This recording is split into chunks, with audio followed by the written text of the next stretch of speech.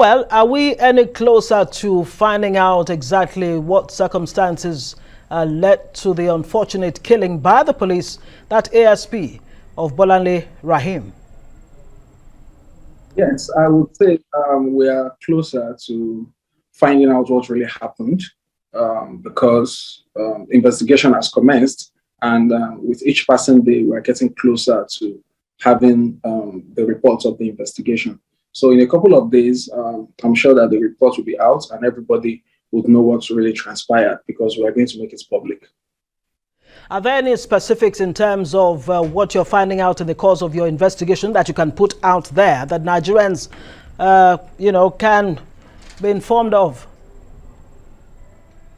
Well, for now, I've not laid my hands on the investigation report, so I wouldn't be able to give specifics, but I can confirm that ASP Drambi Vandi was the one who shot, and the other two people with him, the other two officers with him, were not part of that shooting because it caught them unawares too. And for that reason, they are going to be released. Only the person who committed the offense would face the music. Well, one recurring word, whether it's the President Muhammadu Buhari that's speaking or the CP who visited that family, and every other person, justice is one word that's been coming up. What are the guarantees that Bolanle Raheem will not be just another statistic? I mean, because 3 weeks ago, one Gafaru Braimo was killed in the same axis. The same police station, the Ajiwe police station involved in the matter. What assurances are you giving Nigerians that justice indeed will be done? And how soon? Well, justice in this case is going to be immediate, so I can say very soon. You can tell because we met with the family the same day this incident happened. We also met with the NBA at the police headquarters.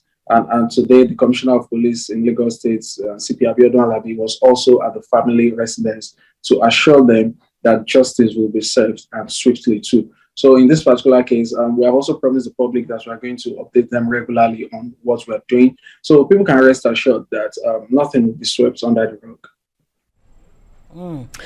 Well, it is clear that, I mean, the president himself attested to the fact that reforms had been in place within the police system.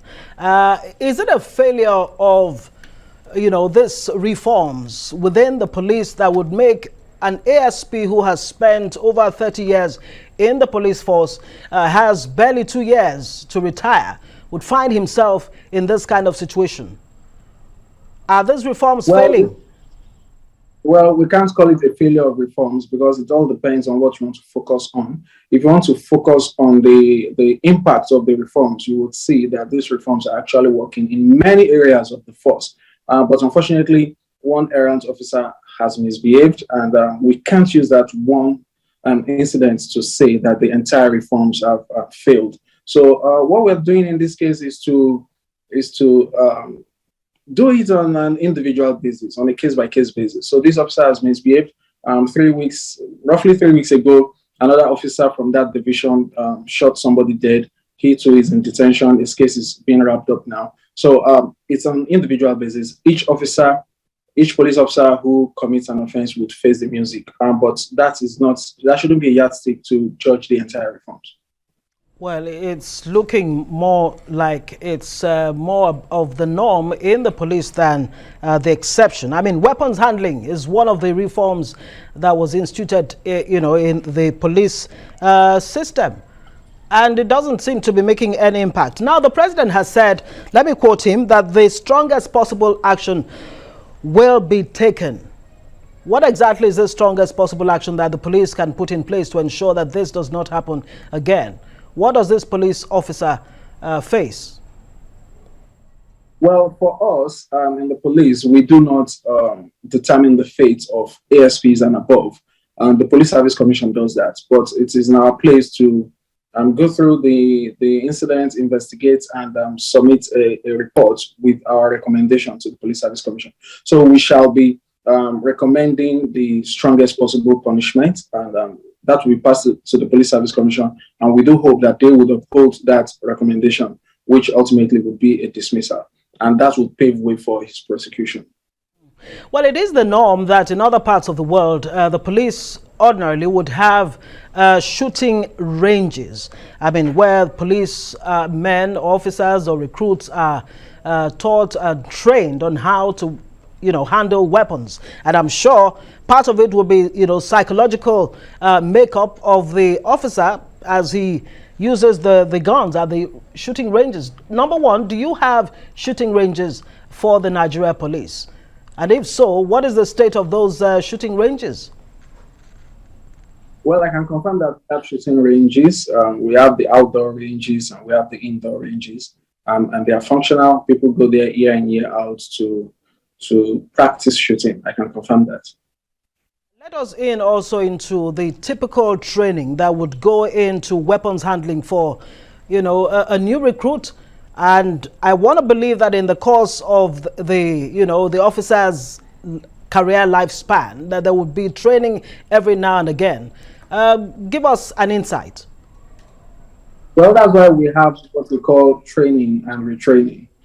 So it's not just a one-off thing. For every now and then, you are selected and you are picked and you are directed to go for these trainings. So we shouldn't generalize that because one or two officers have misused their firearms, that means maybe the training was entirely poor.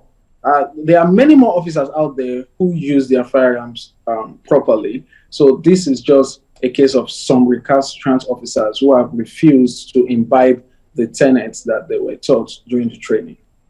And that's why I asked you earlier, let me reiterate that question. What is the strongest possible action that will be taken against, this police officer and others like him?